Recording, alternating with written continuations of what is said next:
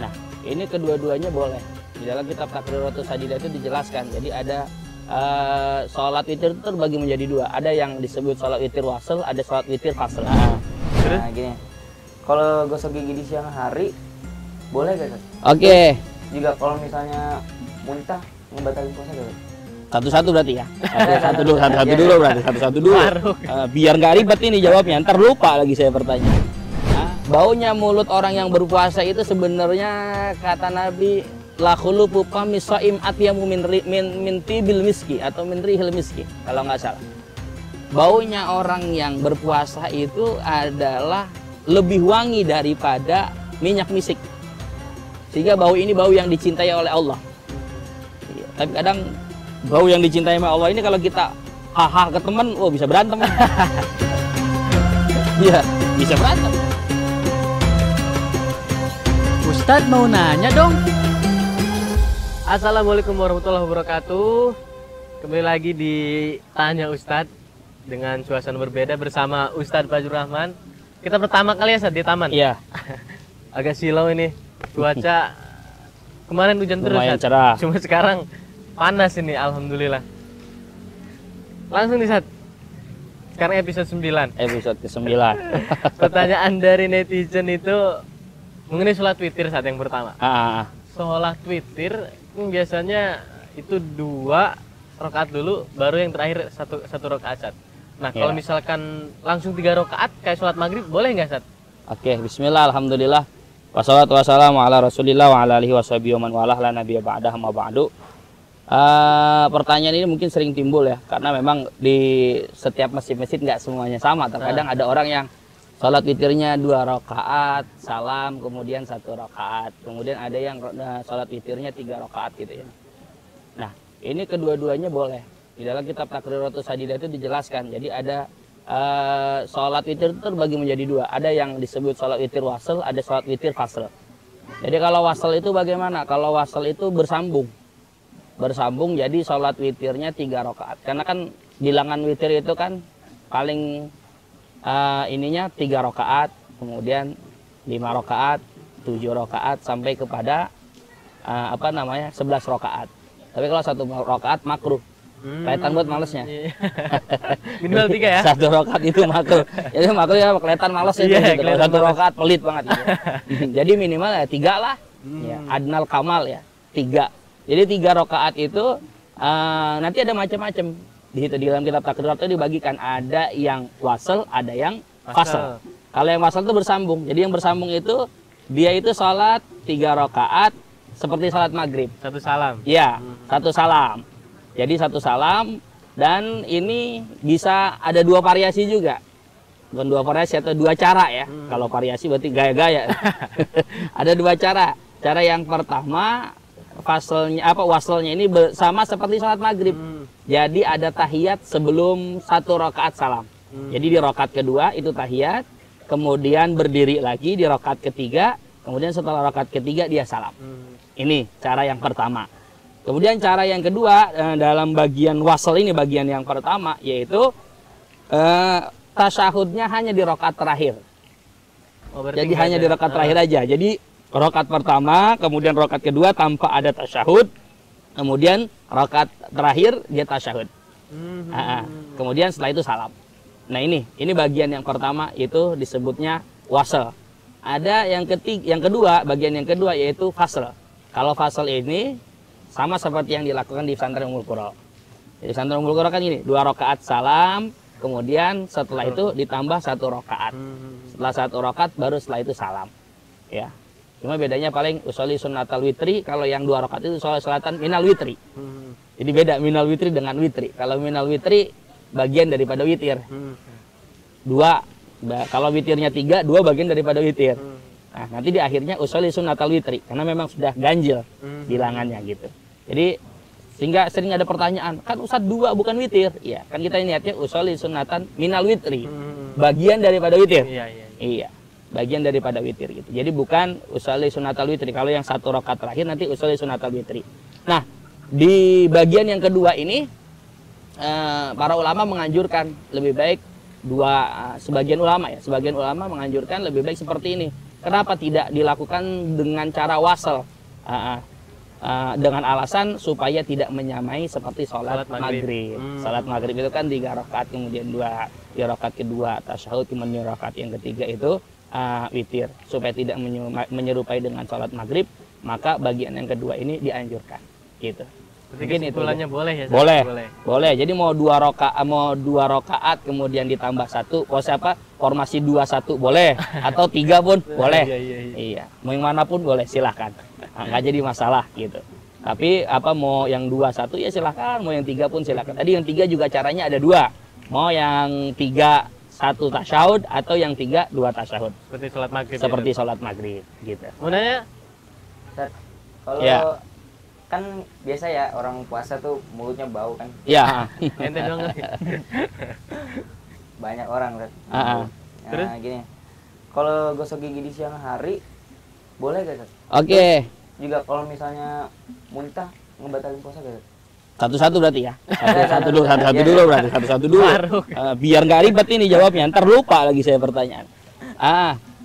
Baunya mulut orang yang berpuasa itu sebenarnya kata Nabi la khulufu fami shaim atyamu min tibil miski atau min rihil miski kalau nggak salah. Baunya orang yang berpuasa itu adalah lebih wangi daripada minyak misik. Sehingga bau ini bau yang dicintai oleh Allah. Iya. Tapi kadang bau yang dicintai oleh Allah ini kalau kita haha ke teman, bisa berantem. Iya, bisa berantem, bisa main tonjok-tonjokan. Siang hari nih, habis bangun tidur, wah itu mulut udah karena. Jadi mulut itu kan bisa menjadi bau. Itu kan karena diem, berdiam lama, kemudian karena tidak ada pergerakan, tidak ada makanan yang masuk, minuman yang masuk, sehingga nanti timbullah rasa bau tuh. Harum itu bau naga, bau apa disebut? Bisa itu bau naga. Bahasa anak muda bau naga itu, bau naga itu timbul. Ya. Tapi bau-bau yang seperti ini bau yang dicintai oleh Allah Subhanahu Wa Taala. Sehingga orang yang bersiwak di siang hari, kalau masalah gosok gigi ya, terkait dengan gosok gigi, boleh gak gosok gigi di siang hari? Nggak boleh. Apalagi gosok giginya pastanya rasa keju. Itu bukan itu beda lagi atau rasa strawberry, rasa nabati dan lain sebagainya. Iya, jadi nggak boleh. Bukan berarti kenapa menjaga diri kita dari hal-hal yang membatalkan puasa. Iya, mungkin sulit untuk kita ketika kita gosok gigi menggunakan pasta gigi, tapi diperbolehkan ketika kita menggosok gigi tidak menggunakan pasta gigi. Seperti apa? Siwak. Bersiwak boleh, disunahkan. Siwak masih disunahkan. Jadi siwak itu kalau di luar puasa disunahkan di setiap keadaan. Kapanpun. Ya, kapanpun. Saya kebetulan bawa siwak nih. Cuma memang kalau lagi karena sudah siang saya nggak bisa mempraktekkan. Nanti akan kita bahas ya di satu pertanyaan atau di satu sesi kita akan membahas bagaimana cara memakai siwak dan lain sebagainya. Kemudian bersiwak ini boleh kapan? Kalau di dalam kitab Fathul Qarib itu dikatakan seseorang yang berpuasa boleh bersiwak dia. Ya, asalkan sebelum masuk waktu zuhur. Ini disunahkan. Jadi orang yang berpuasa boleh bersiwak selagi belum masuk waktu zuhur. Baik itu puasa sunnah atau puasa wajib. Boleh. Karena siwak itu beda, nggak ada rasa. Artinya tidak menggunakan air. Beda. Siwak hanya menggosokkan kayu arok itu ya. Kayu arok ke mulut kita dan itu diperbolehkan. Nah, menurut Imam Nawawi malah kalau para ulama mengatakan boleh seseorang bersiwak selagi belum waktu zuhur. Kalau setelah waktu zuhur itu hukumnya makruh. Tapi menurut pendapat Imam Nawawi justru diperbolehkan siwak baik dari mulai terbit fajar sampai terbenamnya matahari. Imam Nawawi berpendapat mutlak diperbolehkannya orang yang berpuasa kemudian dia bersiwak selagi menggunakan siwak. Tadi kalau kayak gosok gigi jangan. Iya, beda lagi. Soalnya nanti menggunakan air, kemudian menggunakan pasta yang ada manis-manisnya, gitu. Itu menurut jawabannya. Saya kira itu saja terkait tentang apa hukumnya seseorang yang bersikat gigi di siang hari. Gitu. Jadi lebih baik kita menjaga. Ya, sekiranya itu malah menjadi puasa kita batal, ya tinggalkan daripada kita melakukan sunnah. Hal tersebut bukan bisa dikatakan tidak sunnah lagi. Bahkan seperti seseorang yang kekumur, wudhu di siang hari, kemudian memasukkan air ke dalam hidung di siang hari, sekiranya membuat kita sulit untuk menjaga dari hal-hal yang membatalkan puasa, maka yang seperti itu kita tinggalkan. Sikat gigi hukumnya sunnah, sama, berkumur-kumur hukumnya sunnah, maka kita tinggalkan daripada kita mengamalkan sunnah bisa berakibat kepada hal yang fatal, yaitu batalnya puasa kita. Jelas ya? Jelas. Itu. Tadi yang kedua apa? Muntah. Muntah.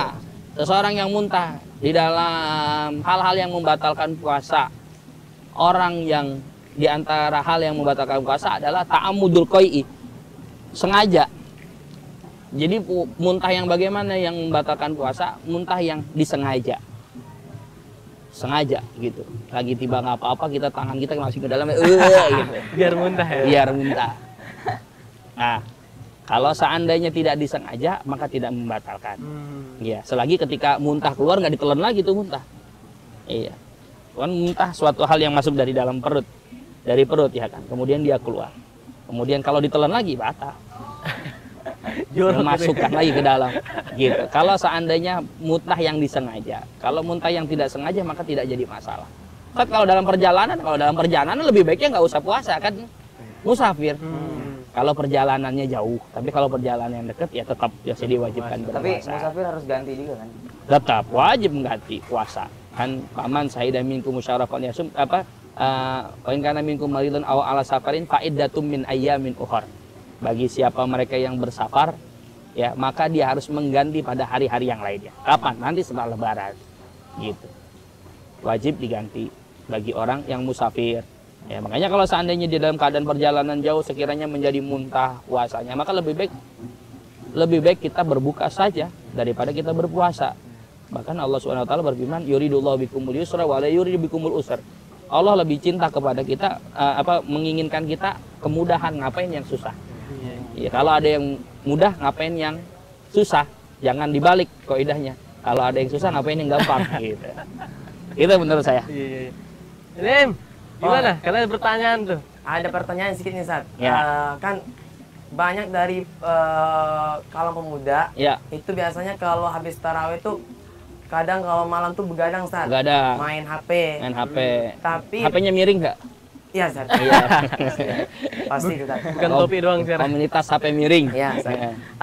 Terus ketika sahur kebablasan, Sat. Iya. Subuh. Iya. Apakah seseorang yang kayak gitu boleh sahur, Sat? Ketika waktu subuh? Ya, ketika sudah masuk adzan subuh maka tidak boleh sahur. Karena adzan subuh, ketika adzan subuh kan masuk ketika fajar sodik ya. Fajar sodik. Ada fajar itu ada dua, ada fajar sodik, ada fajar kadib. Fajar sodik ya fajar yang sudah tidak hilang lagi dan nggak ngeprank. Jadi ada fajar yang ngeprank, disebut fajar kadib. Jadi di ufuk timur itu nanti ketika malam hari itu ada cahaya. Ya, cahaya itu nanti hilang lagi. Makanya disebut fajar kadib, fajar yang ngeprank. Iya. Kemudian muncul sebentar hilang. Muncul sebentar kemudian hilang lagi. Nah, ada cahaya yang timbul kemudian dia tidak kembali lagi. Tetap, maka disebut fajar sodik. Nah, ketika fajar sodik ini adalah waktu di mana seseorang harus menahan puasanya. Sampai kapan? Sampai nanti matahari sudah mulai tenggelam. Matahari keluar, sudah tidak boleh makan. Matahari cahaya itu sudah keluar, maka tidak boleh makan. Sampai kapan? Sampai matahari terbenam. Nah, kalau seandainya di waktu imsak, ya kalau waktu imsak ya masih boleh. Cuma itu, imsak itu lampu kuning. Berarti batasnya tuh azan ya, Sat? Azan. Kalau azan, dan ada pertanyaan yang suka nyeleneh kadang, Ustadz, berarti kalau selagi masih azan belum selesai masih boleh makan? Nah, enggak. Iya, itu sering. Enggak seperti itu. Jadi ketika azan sudah ada, itu kan fajar kadib fajar sodik itu udah timbul. Ketika fajar sodik udah timbul sudah tidak boleh apapun. Jadi kalau udah azan apapun yang dimut keluarkan. Kita minum keluarkan. Jangan Allahu Akbar, tanggung telan, enggak. Hati-hati kalau seandainya seperti itu, kalau seandainya sudah azan, masih udah azan tapi dia masih makan sampai azan itu selesai. Berarti orang yang ini harus bagaimana? Harus menahan puasanya sampai kapan? Sampai azan maghrib, nanti harus dikodok dia. Artinya hari itu kagak dihitung puasa. Rugi banget. Kalau misalkan udah masuk atau azan, kan biasanya kalau di masjid ini ada innallaha malaikatahu yusholluna. Kalau innallaha merupakan bagian daripada azan, sudah masuk waktu sholat, ya sudah.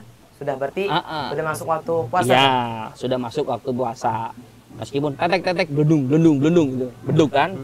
Bahkan belum sebelum inallah itu. Tapi kalau memang sudah masuk waktu, sudah masuk pada waktunya lebih baik. Makanya yang namanya imsak itu kan lampu kuning nih. Sama seperti kalau naik mobil. Kalau lampu kuning pelan-pelan. Tiba-tiba takut nanti lampu merah, kalau lampu merah udah lewatin garis, pelanggaran jatuhnya. Iya.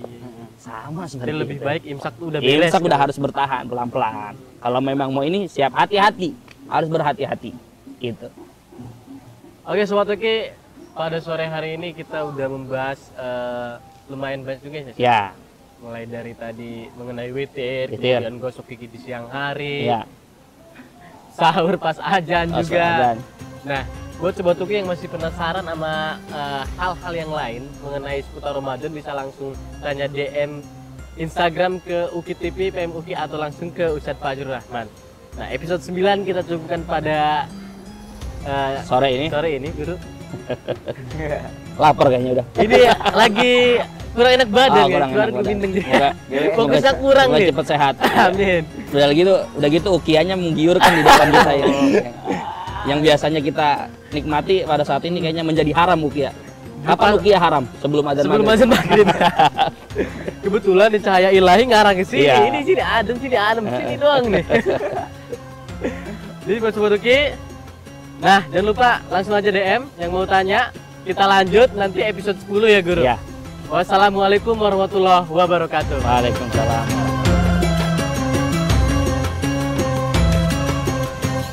Ustadz mau nanya dong.